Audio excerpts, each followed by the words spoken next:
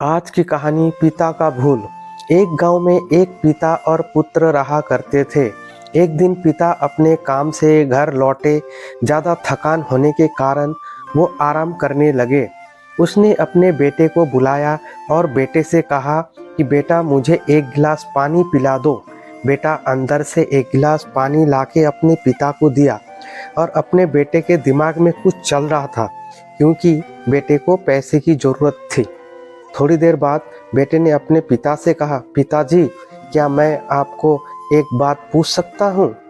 उसके पिताजी ने कहा, हाँ हाँ तुम पूछ सकते हो। क्या बात है बेटा, तुम बताओ। बेटे ने पूछा, पापा आप 2 घंटे में कितना कमा लेते हैं? पापा ने कहा कि मैं 2 घंटे में 200 रुपये कमा लेता हूँ बेटा। बेटे ने अपने पिताजी से ये कहा, पापा मुझे 100 रुपये की ज़रूरत है।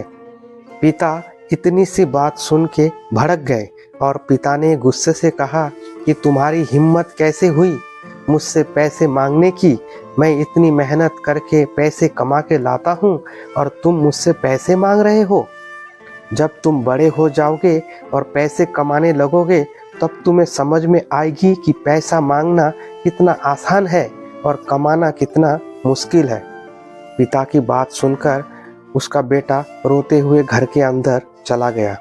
लेकिन कुछ देर बाद पिता को अपनी गलती का एहसास हुआ। वो अपने बेटे को बुला के पूछता है, ठीक है मैं तुम्हें पैसे दूंगा, लेकिन मुझे बता दो कि तुम इन पैसों का क्या करोगे। बेटा बोलता है, मैं आपको बाद में बता दूंगा। आखिर उसका पिता उसको 100 रुपये देता है तो वो अपना छोटा सा गुल्लक तोड़ता है और उसमें से 100 रुपये निकालता है, सिक्कों को गिनता है। ये सब देखते हुए पिता अपने बेटे को ऊपर चिल्लाता है और उसको पिता बेटे को एक जोरदार तमाचा लगा देता है और गुस्सा करता है। और पिता कहता है, तुम्हारे पास पैसे थे फिर भी तुमने मुझसे पैसे क्यों लिए? बेटे के पास 200 रुपये हो चुके थे। बेटे ने 200 रुपये अपने पिता के हाथ में दिया और बेटे ने कहा कि पापा कल से आप काम से जल्दी घर आ जाना।